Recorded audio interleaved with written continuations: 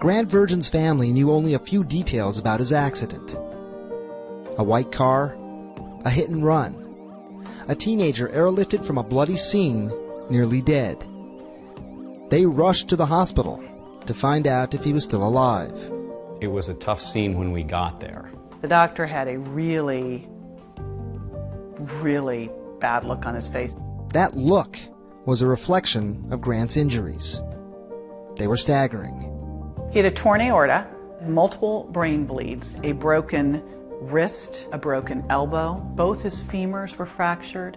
His ER doctor told Grant's family to let him go.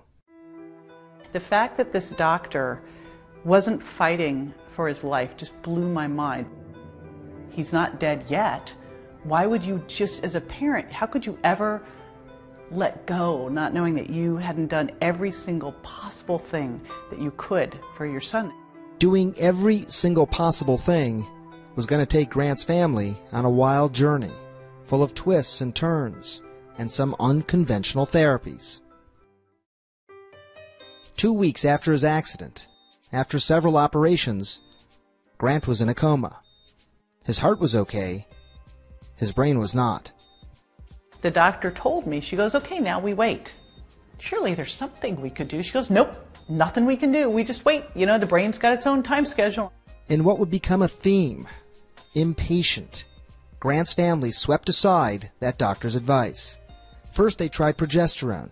That's a hormone that, according to early studies, may reduce inflammation in the brain. Soon afterward, his family says Grant began to speak. He'd say, let's go. He'd say, I want to go home. But he really just brief little, like, yes, no type of things, not big, long explanations of anything. Then Grant's mother got an email with a link to this story. He never would have come out of a coma if it hadn't been for the use of omega-3s. The CNN story was about high-dose omega-3s found in fish oil, and how it may have played a healing role in cases of traumatic brain injury. During a traumatic brain injury, the brain swells, and nerve cells stop communicating and die. Omega-3 fatty acids, the theory goes, can do three very important things: rebuild damaged nerve cells, reduce inflammation, keep those brain cells from dying. An analogy from one expert, a metaphorical fire being put out in the brain. When we look at severe brain trauma, we're looking at an inflammatory event. And obviously the one thing you want to do to basically treat brain trauma is to put out the fire, in the brain. The first time this had ever been done, 2006, after a mining explosion. 12 miners died. Only one, Randy McCloy, survived. But his brain was badly damaged. His team of doctors, including Barry Sears, figured this. About 30% of the brain is composed of omega-3 fatty acids. Giving McCloy a large dose of fish oil, which is rich in those fatty acids, might restore function.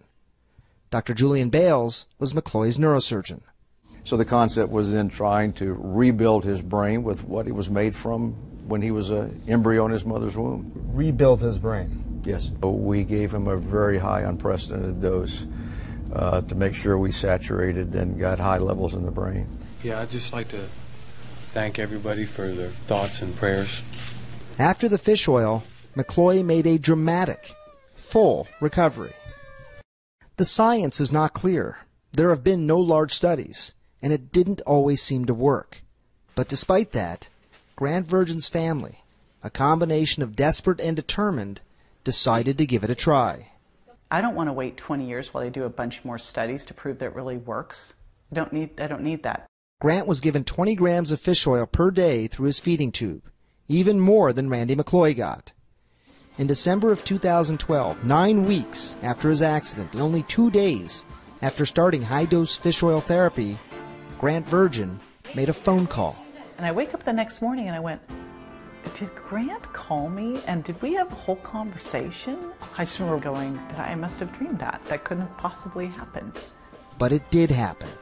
It was unbelievable. And a couple days into giving him the fish oil, he is now talking in sentences. In time, Grant became more animated, and soon he was walking. Yeah, we'll do it starting with January. January, February, March. Here is Grant, a year after nearly dying, a year after his family was told to let him go. He is doing everything doctors said he wouldn't. Straight up. Why do some people never recover, and some go on to look like this? We don't know for sure, but his parents believe something as simple as fish oil is a big reason why.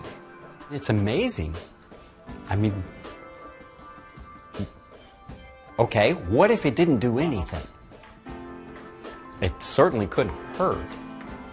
But what if you have this kind of result? Grant White, virgin. I'm 17. At some point I'm going to be 18, but He is doing everything doctors said he wouldn't. Dr. Sanjay Gupta, CNN, reporting.